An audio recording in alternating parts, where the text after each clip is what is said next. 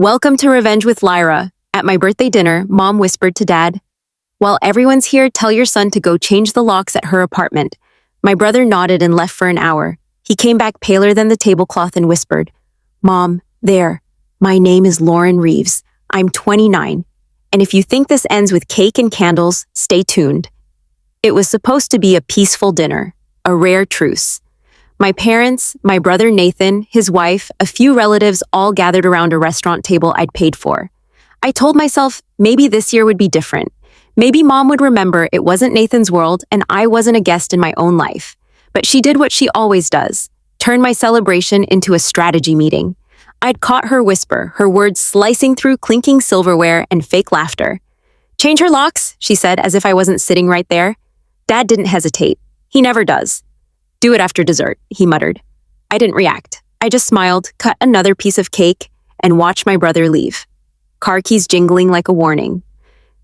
An hour later, when Nathan returned, he looked like he'd seen a ghost. Mom noticed instantly. "Well, did you do it?" He swallowed hard. "Mom, there's police tape around her door." Every fork froze midair. Dad frowned. "What kind of joke is that?" Nathan shook his head, voice shaking. "It's not a joke. There's an officer standing outside the apartment." He said, "No one's allowed in. There was an incident." The air in the room changed. Cold, sharp, electric.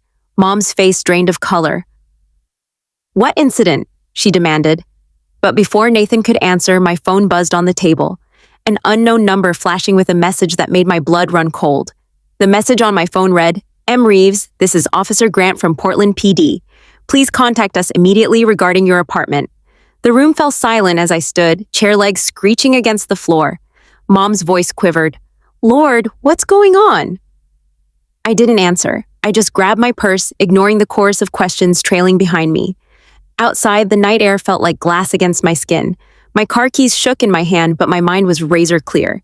If there was police tape at my home, then something was very wrong.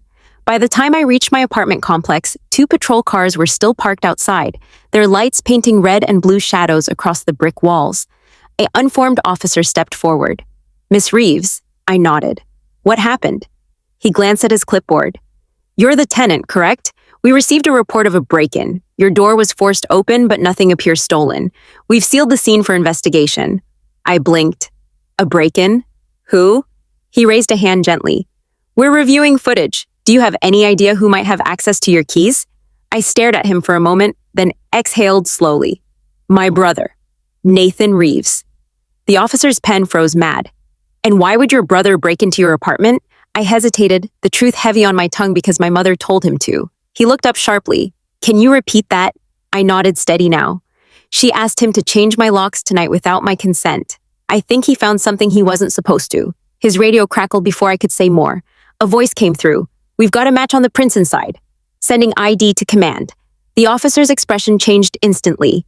Surprise, then unease. "Ms. Reeves," he said slowly, "you might want to sit down for this." I sat on the curb outside my apartment complex, the cold seeping through my dress. Officer Grant crouched beside me, his expression cautious but firm. "M. Reeves," he said, glancing at his tablet. "The prints inside your apartment don't belong to your brother or to you." I frowned. "Then whose?" He turned the screen toward me. "A man named Thomas Hale. Does that name mean anything to you?" My breath caught. Thomas was my landlord's nephew. He handled maintenance. Grant nodded. "He's currently in custody. We found surveillance footage. He broke into your apartment last night using a key copy. He's been under investigation for a series of unlawful entries across the complex." My stomach twisted. What was he doing inside? Grant hesitated. "You may want to see this yourself." He led me to the stairwell, the faint smell of dust and old paint heavy in the air. My door stood half open, the lock splintered. Inside, the apartment looked almost untouched, except for the photos. Every framed picture of me and Liam, my son, had been flipped face down. On the coffee table lay a single envelope. Grant gestured toward it. That was on the couch when we arrived. My hands trembled as I opened it. Inside was a printed message. "Tell your mother the truth. Always finds its way home." My throat went dry. "This doesn't make sense," I whispered. Grant looked at me steadily. "We're running forensics on the letter. Do you have any idea what this might mean?"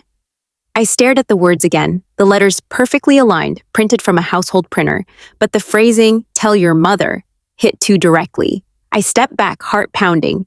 He wasn't breaking in to steal anything. He was delivering something. Grant frowned. Delivering what? I swallowed hard. A message meant for her, not me. And suddenly, my mother's strange panic at dinner didn't feel like control. It felt like fear. The next morning, I woke to 3 missed calls from my mother and 1 from an unknown number. Officer Grant's voicemail played first. Ms. Reeves, we've confirmed that Thomas Hale was paid by an anonymous bank transfer last week, traced back to an account under your mother's name. For a moment, I couldn't move. The air in my apartment thickened, pressing against my chest. My mother had hired the man who broke into my home. I called Grant immediately. You're sure? Yes, he said, voice steady. The payment was for maintenance services, but given the timing and the note we found, it looks deliberate. We believe your mother may have been trying to retrieve something. I laughed bitterly. Retrieve what? I own nothing she can't already manipulate. Then I froze. The attic box, the one labeled Dad's business papers, which I'd found last month while cleaning. Inside were property deeds signed by both of them, but never declared in taxes. I hadn't mentioned it to anyone. Grant's tone sharpened. Ms. Reeves, does your family have any history of financial disputes? History, I whispered. My mother's made a career out of them. Within the hour, I was back at the station. The evidence folder on the table held photos of the letter, the broken door, and the transaction records. Grant slid them toward me. Would you like to file charges against your mother? I hesitated. The word mother still felt sacred, but the woman it described didn't. Not yet, I said. I want to know what she was so desperate to hide first. He nodded. Then you'll need to talk to her carefully. That evening, I texted her. Dinner, my place. 7:00 p.m. No games this time. Her reply came within seconds. Fine, but I hope you're ready for the truth. For the first time in my life, I actually was. By 7 o'clock sharp, the knock came. Light calculated like everything she did. My mother stood at my door dressed immaculately as if she were meeting a client, not the daughter whose home she tried to have broken into. Lauren, she said, stepping inside without waiting for an invitation. Her perfume hit first. Familiar, expensive, suffocating. You shouldn't have involved the police. I folded my arms. You shouldn't have sent a criminal into my apartment. Her lips tightened. Watch your tone. You don't understand what's going on. Then explain it, I said, motioning toward the couch. She sat, crossing her legs with precision. Your father's business dealings weren't simple. Those papers you found, they don't belong to you. Thomas was supposed to retrieve them quietly before you did something stupid. I stared at her, stunned. You hired someone to break in rather than talk to me. Her voice softened in that manipulative way she perfected. I was protecting you. There are things you don't need to know. Mom, I said flatly, you've been protecting lies, not me. Her mask slipped. Then you think you're smarter than us, Lauren. You have no idea what those documents could expose. Your father could lose everything. I let the silence stretch, then pulled out my phone, tapping the record button. You mean the undeclared properties? The offshore accounts listed under my social security number? Her eyes widened. You, what have you done? I learned how to stop being your pawn. She stood abruptly. You wouldn't dare ruin this family. I met her glare evenly. You already did, Mom. The only difference is I'm not covering for it anymore. Her face hardened into something cold and unfamiliar. You'll regret this. I smiled faintly. Maybe, but at least it'll be my regret. Outside, thunder rolled like the world itself agreed. The storm outside grew heavier, lightning flashing against the windows as if the sky itself wanted to witness what came next. My mother paced in front of me, her heels clicking on the floor, every sound sharp as a blade. You don't understand what's at stake, Lauren, she hissed. If those documents go public, your father could face prison time. The entire family's reputation was already destroyed. I cut in. When you put my name on fake property deeds to hide your assets, her face went still. The silence that followed was deafening.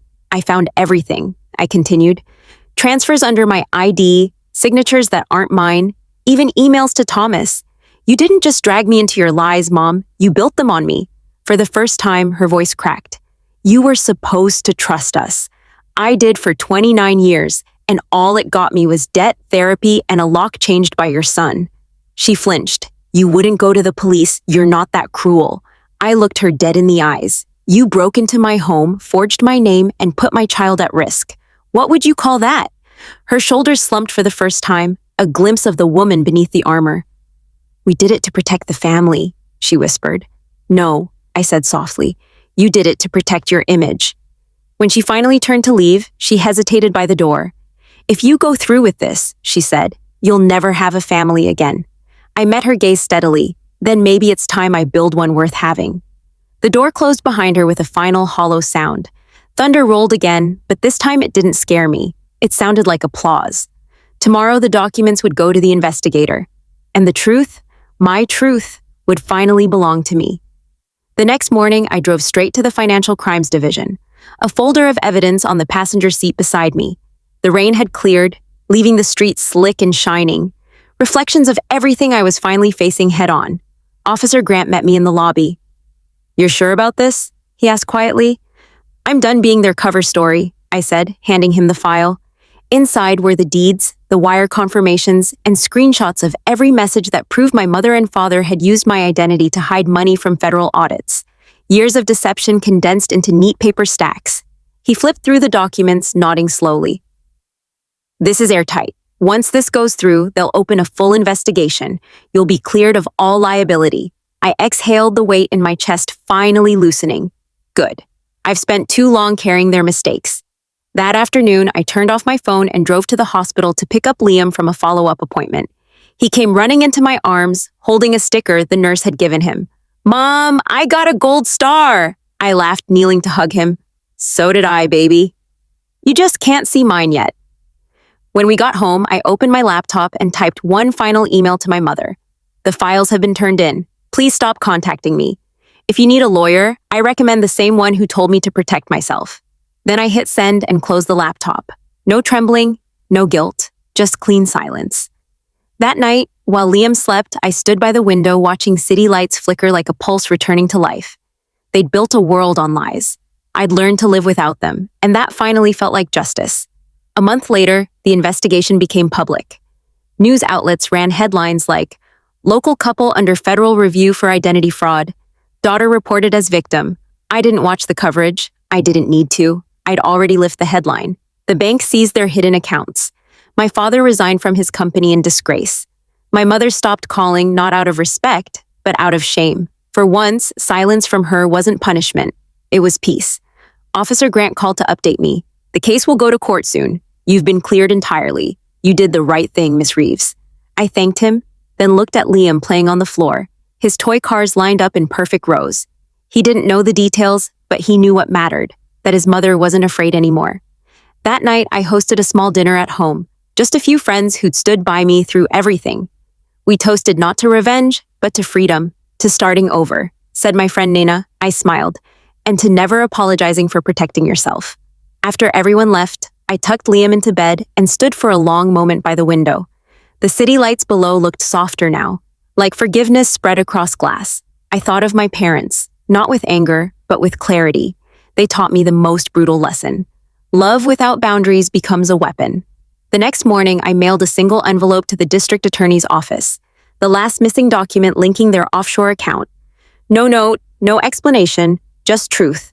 When I sealed it, I whispered, "This ends here." Then I turned to Liam, smiling. "Ready for breakfast, champ?" He grinned. "Can we have pancakes?" "Always," I said, and just like that, life moved off.